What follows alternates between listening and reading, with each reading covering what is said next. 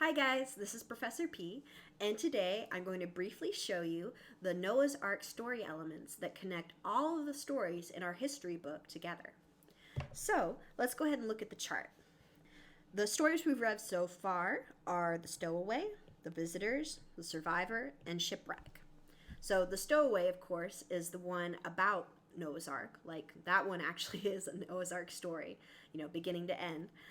The Visitors is the one about the terrorists and the cruise ship and the tour guide, guy, Franklin Hughes. The Survivor is the one about the woman who takes a boat and two cats out into the water, and she's kind of a little crazy, we're not sure. And then Shipwreck is the one that's divided into two halves. The first half is about the survivors of the Medusa shipwreck in 1815, and the second half is about the painter Géricault who painted the Medusa, and it's a famous painting today. So anyway, those are the 4 stories we've read. We have 5 stories left. So what I want to do is go through and show you guys these Noah's Ark elements throughout all the stories, because it's this Noah's Ark theme that connects everything. And the elements I've decided are essential to any Noah's Ark story are Noah, the Ark, the animals, the flood, God, and the rescue. And of course there's more elements, but those are the ones I'm going to focus on. So in the Visitors, the Noah figure is Franklin Hughes. He's the Noah because he's the main character, and he's also the one who we see inside his head. He's the one who speaks to the passengers. He's kind of the main man. In the Survivor, it's Kath Ferris, the woman who takes the boat.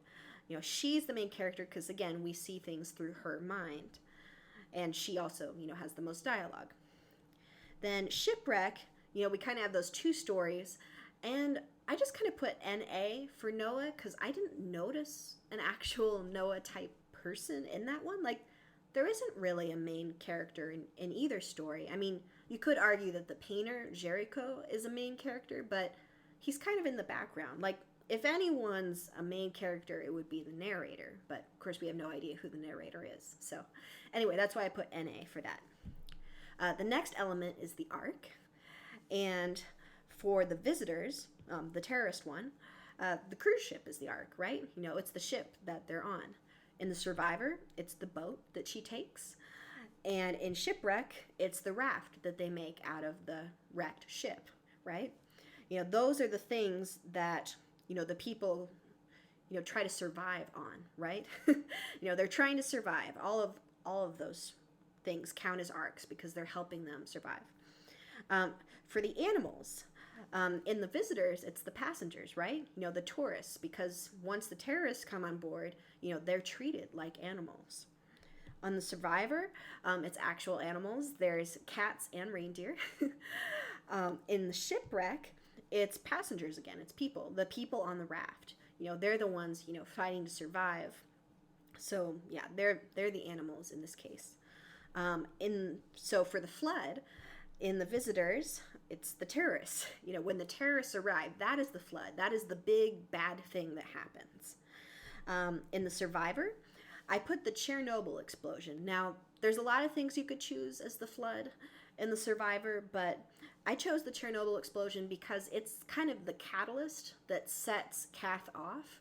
Like, it's the thing that finally gets her to leave Greg, and so anyway, it's kind of in the background of everything, and of course it was an explosion. That's a really big bad thing.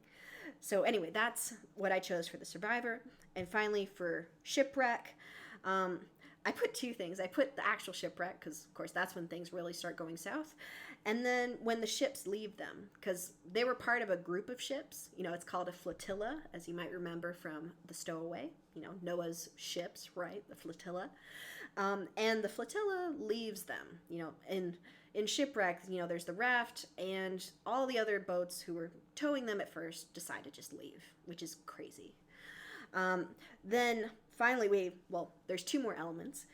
For the God figure in the Visitors, I would say it's the terrorist leader. Like, I know that's kind of weird. Like, why would the author compare God to a terrorist? Anyway, the terrorist leader is kind of the God in this scenario because he's got the most power, right? He's in charge. And the survivor, it's Kath's mind and the doctor. So again, I kind of picked two things. Kath's mind, because she's fighting with her mind throughout the whole chapter. You know, she's like, my mind's trying to do this and I'm trying to do that. And it's a really interesting idea that someone's mind could be like separate from them, but that's how she feels. And then the doctor would be like the doctor in her dreams at the mental hospital. Again, we don't know if that really happened or not, but you know, in those dreams, he has the most power.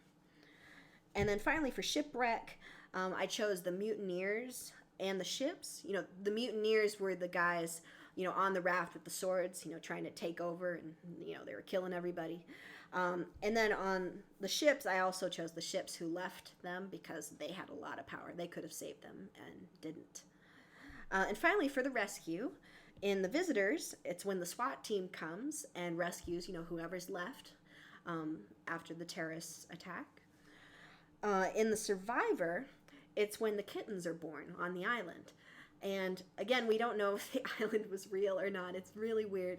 But the kittens being born gives Kath hope. And that hope is kind of a form of rescue.